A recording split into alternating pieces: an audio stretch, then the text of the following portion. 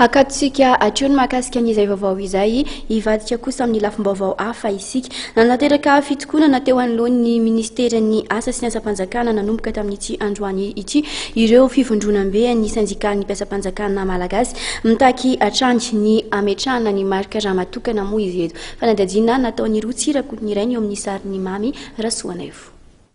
Nitokana teo amanoloan'ny ministeran'ny asa sy ny asa-panjakana ireo mpiasa-panjakana izay mivondrona ao anatin'ny fivoriam-be ny sandikaly mpiasa-panjakana malagasy.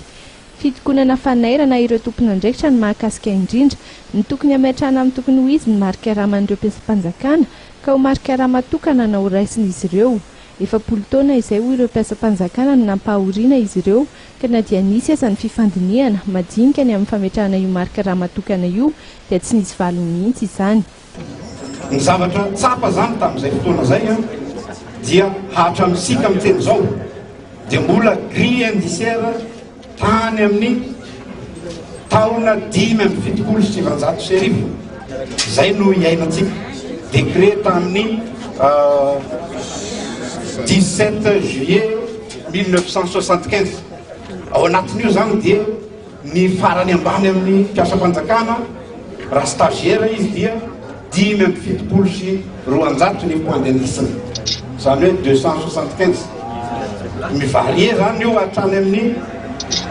2620 ho an'ny mpiasa-panjakana farany ambony zany hoe any amin'ny kategorie 10 zany no ny aina ary hatramintsika amin'ny teny zao dia mbola izany grille indiciaire zany no iaina nefa zareo ny fisoritra vidim-piainana